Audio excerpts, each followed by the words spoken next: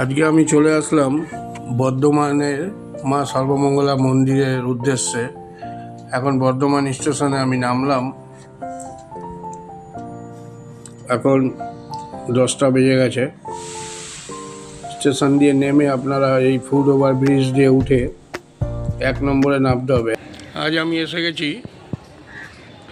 বর্ধমান বিখ্যাত সর্বমঙ্গলা মায়ের মন্দিরে। বর্ধমান স্টেশন থেকে 20 টাকা অটো ভাড়ার বিনিময়ে আমি এখানে পৌঁছে গেলাম, কিন্তু আমার আসতে একটু দেরি হয়ে গেছে,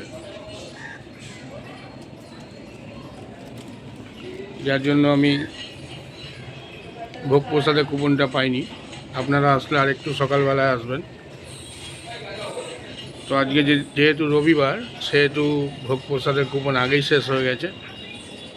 তো আমি আপনাদের সব ঘুরে ঘুরে দেখাচ্ছি। এটা বর্ধমান স্টেশন থেকে টোটোতে 15 মিনিটে আপনারা চলে আসতে পারবেন। খুব ভালো জায়গা, সারাদিন কাটিয়ে যাবেন এবং পারলে ভোগ প্রসাদটা গ্রহণ করার চেষ্টা করবেন। তার জন্য একটু আগে আসতে হবে, এসে অফিসে যোগাযোগ করতে হবে। তো আমি গর্ব গিয়ে ঢুকলাম, বাইরে বেরিয়ে প্রদক্ষিণ করছি, আপনাদের সবটাই ঘুরে ঘুরে দেখাচ্ছি যাতে আপনাদের আসতে অসুবিধা না হয়। আর আমি হলাম সুভাষ, আমার চ্যানেল চলো যাওয়ার পক্ষ থেকে আজ সর্বমঙ্গলা মন্দির দেখতে এসেছি। আপনারা আমার সাথে থাকুন।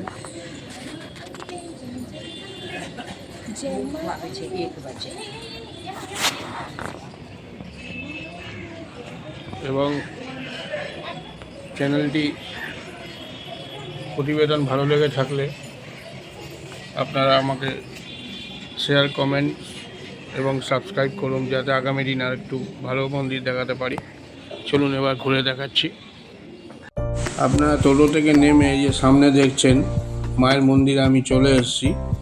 সামনেটা আগেকার দিনের ঐতিহ্যবাহী বাড়ি, রাজবাড়ি। দেখুন সামনে অনেক ডালার দোকান। আপনারা এখান থেকে পুজোর ডালা নিয়ে ভেতর দিকে প্রবেশ করবেন। সোজা যাচ্ছি, গিয়ে ডান দিকেই হচ্ছে মায়ের মন্দির। এই দেখুন গেট।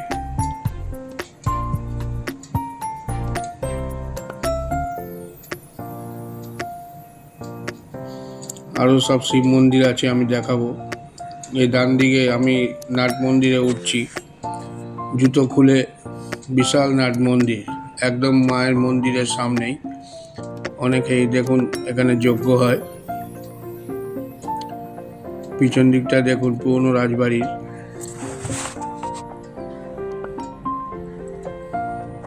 অনেকেই বসে আছেন পুজো দিয়ে দুপুরের ভোগ খাওয়ার জন্য। মূল মন্দির আমি যাচ্ছি, নাট মন্দির পেরিয়ে মূল মন্দির। 9টা শৈলী চূড়া এবং খুব সুন্দর মন্দিরের কারুকার্য, যা আপনাকে সহজেই মুগ্ধ করবে এবং খুব পরিষ্কার পরিচ্ছন্ন। চলুন একটু মায়ের দর্শন আমি করি। আপনারা থাকুন আমার সাথে, দেখুন। জয় মা। রবিবার বলে অনেকটাই ভিড় আছে। এ দেখুন মা সর্বমঙ্গলা, কষ্টি পাথরের ওপরে নির্মিত। স্বপ্নাদেশে মাকে এখানে স্থাপন করা হয়েছে।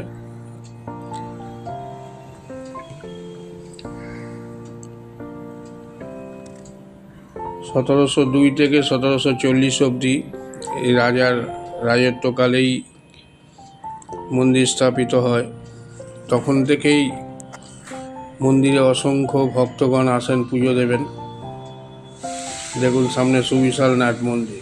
আপনারা এখানে কিছুক্ষণ বিশ্রাম করতে পারেন। পাশেই দেখছেন ভোগ ঘর, সাধারণের প্রবেশ নিষেধ, তাও আমি দেখিয়ে দিচ্ছি আপনাদের। দুপুরের ভোগ রান্না এখানেই হয় এবং মাকেও ভোগ নিবেদন এখান থেকেই করা হয়। এই ডান দিক দিয়ে আবার নামবো, নেমে সোজা আসুন একটু বাইরের দিকে যাই, পুরো মন্দিরটা আপনাদের ঘুরিয়ে দেখাই। দেখুন অন্যান্য মন্দিরের মতোই এখানে নানান রকম মৌসুমি ফুল আপনাকে সহজেই মুগ্ধ করবে। এত সুন্দর লাগছে, কারণ সবুজ সবারই ফেভারিট। সবুজে চোখ দিলে আপনার যেমন শারীরিক উপকার হবে, তেমন আপনার মনটাও স্নিগ্ধ হয়ে যাবে। এই যে দেখুন গাঁদা ফুল, এগুলো সব জানুয়ারির শেষের দিকে হয়তো ফুটবে অনেকটা জায়গা জুড়ে। আমি ঘুরে ঘুরে আপনাদের দেখাচ্ছি, পুরোটাই ফুলের বাগান।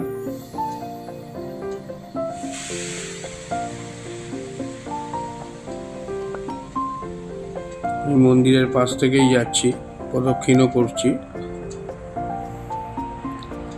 এটা মন্দিরের পাঁচিল, ঝাউ গাছ লাগানো আছে। মালিরা এখন কাজ করছেন, অক্লান্ত পরিশ্রম করে ভালো ভালো ভক্তদের ফুল উপহার দেন। এটা পুরোই ফুলের বাগান। ঘুরতে ঘুরতে আপনাদের সাথে শেয়ার করছি। অনেকটা দূর থেকেই আমি আসছি, নয়াটি থেকে।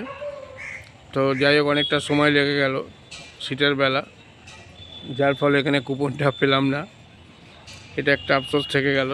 আপনারা যারা আসবেন তারা একটু সকালবেলাতেই আসবেন। আমাদের অনেক বয়স্ক মায়েরা আছেন যারা হাঁটাচলা করতে পারেন না, শারীরিক দিক থেকে অক্ষম, অথচ মন্দিরটা দেখার ইচ্ছা থাকে।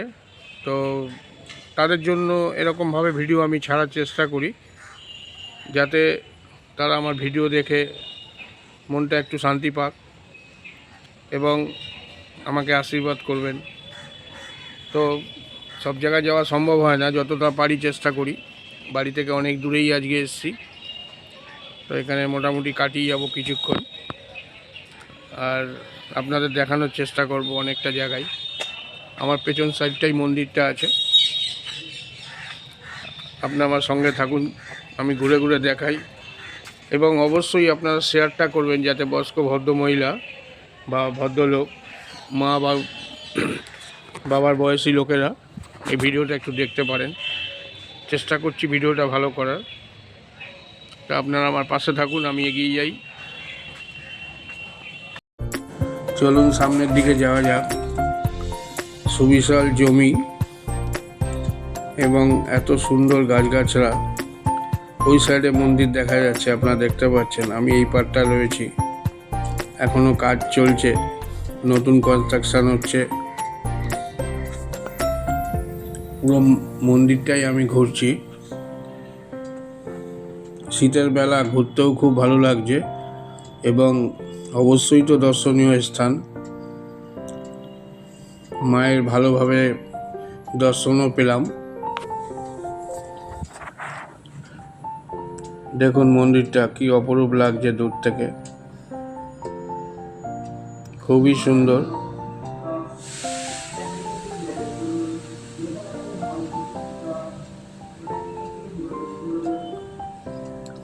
সামনে দেখুন শিব মন্দির, এগুলো আপনাদের আমি ঘুরে দেখাবো। দেখুন মৌসুমি ফুল ফুটেছে, সবে শুরু হয়েছে ফোটা, এখনও তো প্রচুর ফুল ফুটবে, তখন আরও সুন্দর লাগবে জানুয়ারির শেষের দিকে। গাছ সবারই ফেভারিট বা প্রিয়, সুতরাং গাছ দেখলে মনটা এমনি ভরে যায়। তার মধ্যে মায়ের বাড়ির সামনেই দেখুন কত রকম ফুল, গোলাপ বাগান, সব গোলাপ ধরে রয়েছে, দারুণ লাগছে। সামনে থেকে আপনারা যদি এসে দেখেন আরো সুন্দর লাগবে। এই যে দেখুন, চলুন আমি শিব মন্দিরগুলো দেখাচ্ছি। এই যে সাদা শ্বেত পাথরের শিব বাবা কমলেশ্বর, উড়িষ্যার মানুষ দিয়ে নির্মিত করা, যার ফলে মন্দিরে অসংখ্য টেরাকোটা রয়েছে, দেখতেও খুব সুন্দর লাগছে। সামনে দেখুন বলি কাঠ, এখানে মোষ বলি, ছাগ বলি সব দেওয়া হতো, কিন্তু 10 বছর আগে থেকে সব বন্ধ হয়ে গেছে। আর একটা ভোলে বাবা, পরপর মন্দিরগুলোই রয়েছে।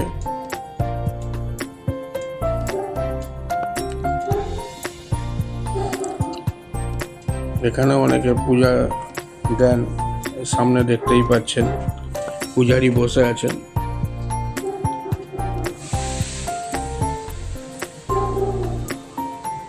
দূর থেকে নাট মন্দিরটা এত সুন্দর লাগছে, খুবই সুন্দর এবং মন্দিরের কাজও খুব সুন্দর। দেখুন কত মানুষ এখন পুজো দিতে আসছেন।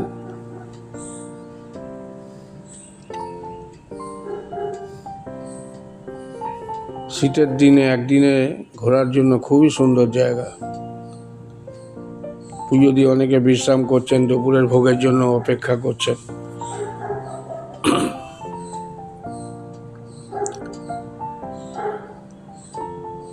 পুরনো দিনের বাড়িও রয়েছে, গাছতলায় সব মানত করে যাচ্ছেন অনেকে।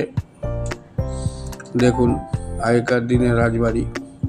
এবার আমরা বাইরের গেটের দিকে যাচ্ছি। মূল প্রবেশদ্বার বাদিকে যে শিব মন্দিরগুলো আপনাদের দেখাচ্ছি। এই যে দেখুন, দুই রানীমার নামে দুটো শিব মন্দির মহারাজা করেছিলেন। একটিতে উঠছি, খুব সুন্দর, বাবা চন্দ্রেশ্বর। দেখুন নিত্য পূজিত হন।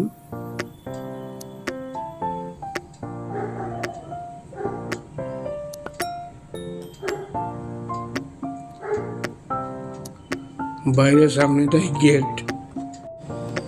গেটের চারপাশ দিয়ে ওপরে দেখছেন এটা যারা পূজা দিতে আসেন বা পর্যটকদের জন্য ওপরে সারি সারি ঘর করা আছে। সেটা মন্দিরের কর্তৃপক্ষের সাথে কথা বলতে হবে। এই দেখুন ওপরের ঘরগুলো সব পর্যটকদের জন্য। সর্বমঙ্গলা যাত্রী নিবাস। সিঁড়ি বেয়ে ওপরে উঠতে হবে। পাশেই সারি সারি জলের কল আছে, কোনো অসুবিধা হবে না।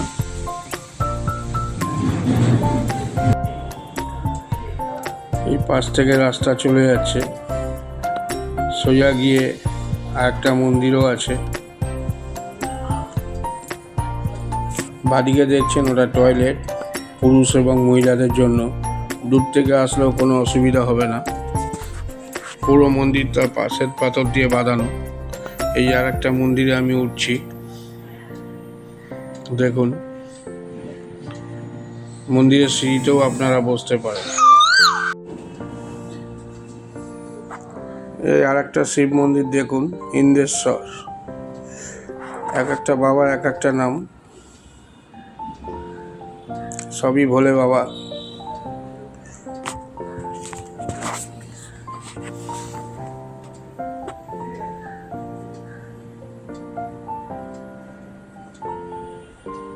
এদিক দিয়ে রাস্তা দিয়ে বেরিয়ে পাশেই একটা মন্দির আছে, চলুন যে দেখাচ্ছি আপনাদের।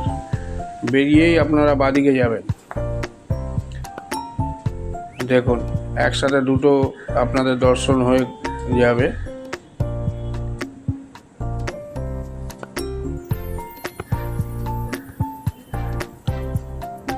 শ্রী শ্রী ধনেশ্বরী লক্ষ্মী মন্দির।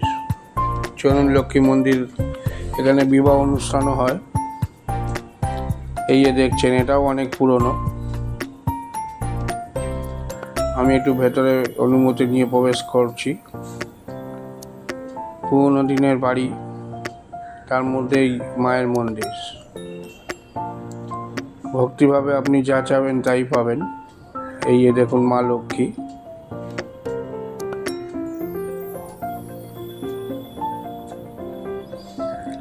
দেওয়ালে সব রানীমা এবং পুরনো দিনের সবার পূজারি থেকে শুরু করে ঠাকুরের ফটো সবই রয়েছে। দেওয়ালের কারুকার্যও খুব সুন্দর। পাশে ধূপকাঠি জ্বালানোর জায়গা। জয় মা লক্ষ্মী। দেখুন মায়ের কাছে যা চাইবেন তাই পাবেন। খুবই সুন্দর। একসাথে এসে দুটো মন্দির আমার দর্শন হয়ে গেল। আপনারাও আমার সাথে দর্শন করুন। নিত্য পূজিত হয়, পূজারি সবসময় থাকেন এখানে, আপনারা এসে পুজো দিতে পারবেন। এই যে দেখুন পূজারি।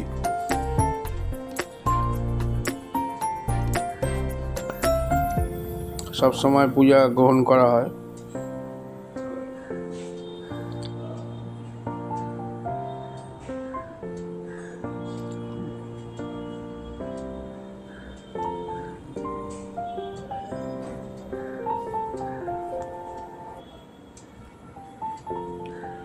একজন পুজো দিতে এসছেন।